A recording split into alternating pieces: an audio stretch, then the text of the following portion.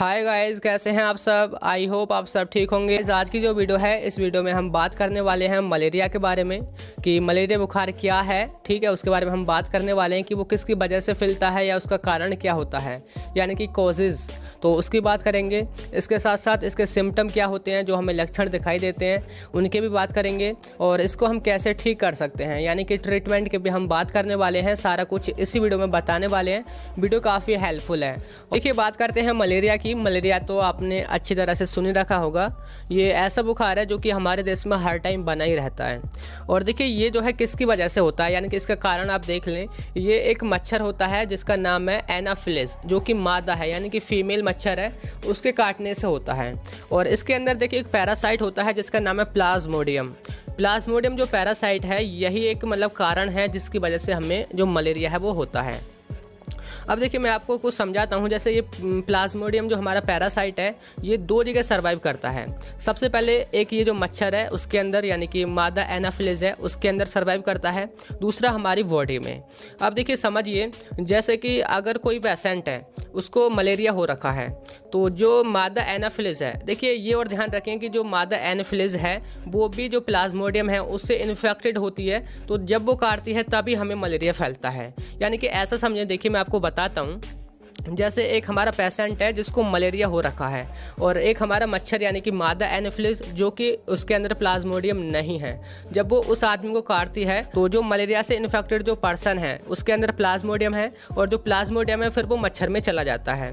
और जब वही मच्छर फिर किसी तीसरे इंसान को काटता है तो वही प्लाज्मोडियम मच्छर से फिर उस इंसान में चला जाता है। इसी तरह फिर उसको कोई दूसरा मच्छर काटेगा तो उसमें हो जाएगा, फिर वो ऐसे ही इसी तरह फैलता रहता है। यानी कि कहने का मतलब ये है कि जो प्लाज्मोडियम है वो दो जगह सर्वाइव करता है, मच्छर के अंदर और हमारी बॉडी में। मच्छर खुद भी इन्फेक्टेड होता है, और जब वो इन्फेक्टेड होकर किसी दूसरे इंसान को काटता है तो वो खुद दूसरे इंसान को भी इन्फेक्टेड कर देता है। तो ये है हमारा मलेरिया कि वो कैसे फैलता है, इसके कॉजेज़ यही हैं। अब देखिए, हमें समझना क्या है इसके सिम्टम। देखिए, सिम्टम सबसे पहला वही है कि ये जो बुखार है, देखिए सबसे पहला क्या है कि सर्दी, यानी कि ठंडी के साथ आएगा। ठंडी के साथ हमेशा ये बुखार आता है। और इसके अलावा देखिए, ये जो है 48 घंटे के ऐसे आता है साइकिल की तरह। जैसे कि एक बार बुखार आ गया फिर उतर गया, आपको पसीना आएगा, थकान सी होगी, उसके बाद ऐसा लगेगा कि जो हमारा बुखार है वो बिल्कुल उतर गया है, लेकिन वो फिर दोबारा आ जाएगा। यानी कि कैसे साइकिल सी बनी रहती है और इसी तरह ही आपको फीवर होता रहता है। इसके बाद देखिए, आपको जो है वोमिटिंग और डायरिया वगैरह भी हो सकता है। इसके साथ साथ देखिए, आपका जो पेशाब में जलन है, यानी कि जिसको हम वर्निंग मैचुरेशन बोलते हैं, वो भी होती है। और इसके अलावा देखिए, आपकी जो मसल्स हैं उनमें भी पेन होता है।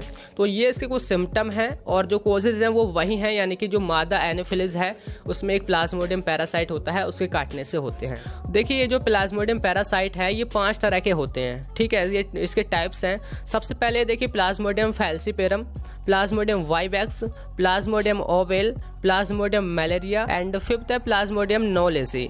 तो ये जो है, जो हमारा पैरासाइट है, इसके टाइप्स हैं। जो फर्स्ट आपको दिख रहे हैं, यानी कि Plasmodium falciparum and Plasmodium vivax, Bharat के अंदर यही ज़्यादातर 2 ही पाए जाते हैं। ये जो 3 हैं ये बहुत रेयरली, यानी कि बहुत कम पाए जाते हैं।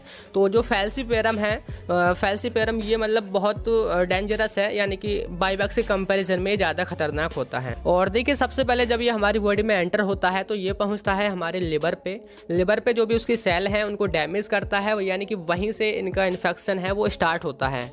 और जो हमारी WBC है वो इनके अगेंस्ट लड़ती भी हैं, लेकिन जब उनकी संख्या कम हो जाती है तो फिर हमें फीवर आता है, जो कि हमें बताता है कि आपके जो अंदर है कुछ भी ठीक नहीं चल रहा है। फिर जब फीवर आता है तो हम फिर अपना इन्वेस्टिगेशन वगैरह कराते हैं। अब देखिए, हमें जब लक्षण दिखाई देते हैं मलेरिया के, तो हमें पहले इन्वेस्टिगेशन करना होता है। जब हम टेस्टिंग वगैरह करते हैं तो देखिए, टेस्टिंग हमारी 2 तरह से की जाती है।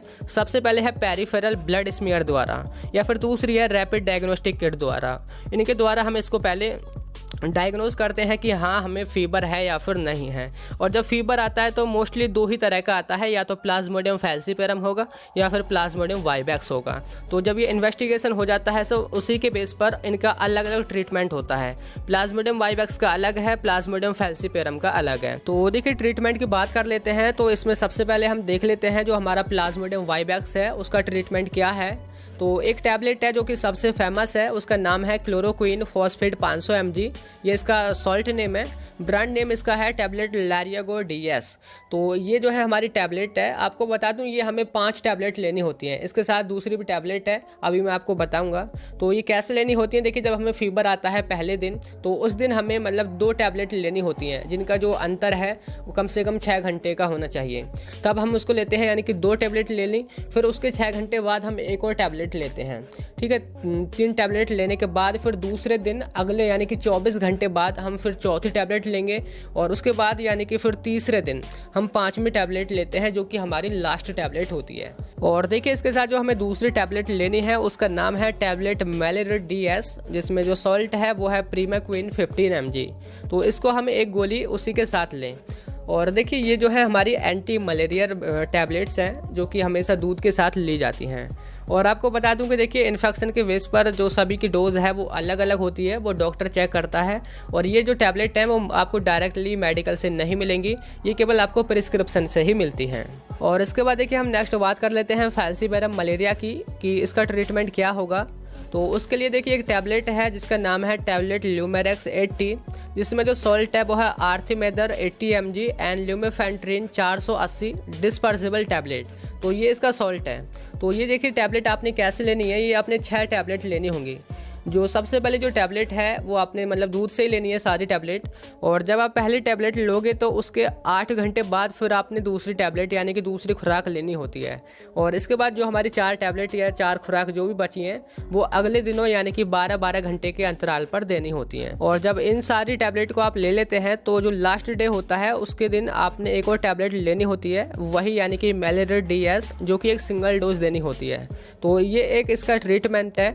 या इसके अलावा देखिए हमारा दूसरा है, आप ल्यूमेरेक्स 80 की जगह दूसरी एक टैबलेट ले सकते हैं, जो कि एक किट है, जैसे टैबलेट फैल्सियार्ट किट जिसका नेम है।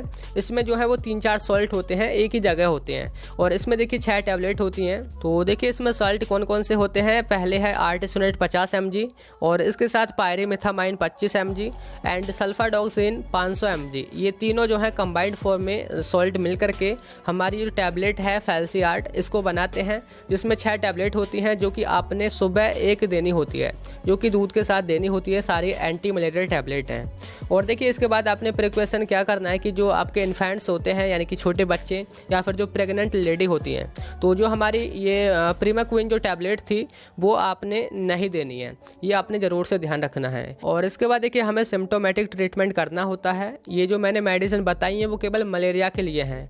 इसके साथ साथ अगर आपको देखिए उल्टी वगैरह है या फिर डायरिया है तो उनकी टैबलेट आपने उन्हीं के साथ देनी होती है। तो देखिए ये है हमारा मलेरिया। मैंने आपको बताया कि मलेरिया क्या है, किसकी वजह से फैलता है, और इसके कारण सिम्टम सब कुछ बताया है, ट्रीटमेंट भी बताया है। तो यही था आज की वीडियो में। कैसी लगी वीडियो? अगर आपको वीडियो पसंद आई हो तो लाइक कर देना, आपके जो क्लासमेट है उनके साथ शेयर कर देना।